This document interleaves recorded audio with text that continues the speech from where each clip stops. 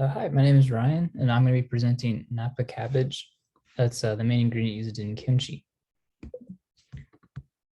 So some history of kimchi is that it originated in Korea, with the fermentation of cabbage is a result of ancient Koreans preserving food for long, harsh winters. So they took the cabbage, they fermented it beginning around 2030 BC. And the addition of American peppers in the 16th century gave kimchi its individual flavor that people know. It's a historic staple of Korean culture and has been found alongside most dishes for centuries. And it's most commonly made with Napa cabbages or Chinese cabbages, as they're also called, which is still mainly grown in Korea and China. And fun fact, there are over 100 kinds of kimchi. And this picture you see down here is what ancient Koreans would have stored kimchi in to ferment it. So the glass jars that you might see today. Some of the nutrient composition of Napa cabbage and Chinese cabbage is that they're one of the most popular leafy vegetables in the Far East, like mainly due to some of their health benefits and their ease of growing. And they're very low calorie leafy greens, and they're really high. They have really high levels of vitamin C and antioxidant nutrients, and very high levels of folates it's found whenever they're super fresh. And some of that, how that relates to human disease is that the high levels of antioxidants and dietary fibers can make Napa cabbage a good protection against certain cancers and helps maintain good cholesterol levels. And the high levels of folates can be helpful for expectant mothers, as folic acid is a main component of DNA, can help protect the unborn baby from neurological diseases, which I thought was really interesting. And similar to other leafy vegetables, riboflavin, pantothenic acid, pyridoxine, and thiamine, which the body can. That's the some of the materials are.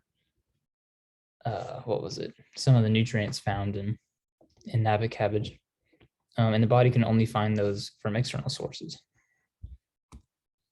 How to know if a Napa cabbage is fresh or high quality? At the store, it's important to buy the cabbage when it's fresh, meaning that it's crispy and compact green parts, and avoiding the cabbages with the dry, worm-infested ones with the yellow leaves. They must be stored like any other leafy green, which is in the refrigerator with some humidity, so it doesn't get dried out. And another fun fact, which kind of makes a lot of sense, is that they will bear the most nutrients whenever it's the freshest. Um, this picture, looks really good, honestly. Whenever you just cook it by itself. Some agricultural information is that the Chinese cabbages are mostly grown in Asia, obviously. The bloom times will occur in the fall and the spring, and they're widely available in Korea and China, but encroaching urban development is threatening cabbage farms, which is a big recent thing.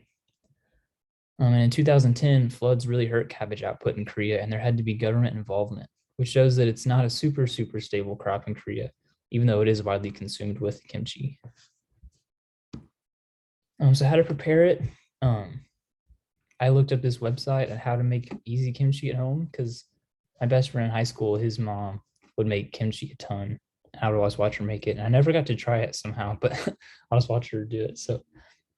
And it's similar to the recipe I looked up. So you cut up the cabbages the long ways, and then you salt them, and you let the cut up cabbage be pressed under like a heavy plate or book for a few hours, and then you rinse it and drain it.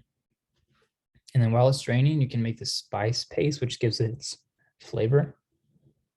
And you add the gochugaru, which is like, I think, yeah, it's like a ground up pepper that kind of enhances the spiciness of it. And then you squeeze out the cabbage and you add in the paste and you mix it all together. You can add in some radish and scallions. And then you pack all these now coated vegetables into a jar until the brine covers the top, and you leave an inch of space at the top and push it down like you see this person doing, and then you seal it shut. And you ferment it for about 1 to 5 days and checking daily.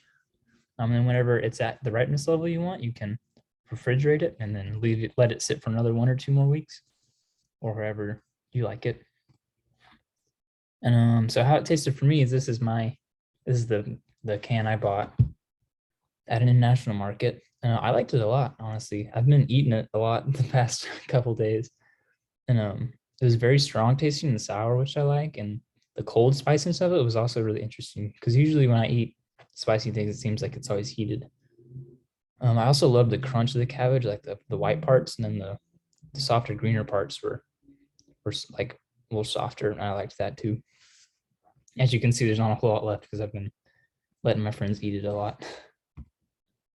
So comparison of cultural differences is that kimchi is a really important cultural staple food of Korea.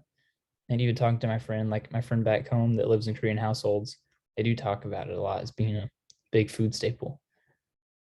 I personally was not raised to eat much fermented or pickled foods at all, as most of the food or vegetables that we seem to have in my house were just straight from the store, or we did whatever with them, but they weren't really pickled.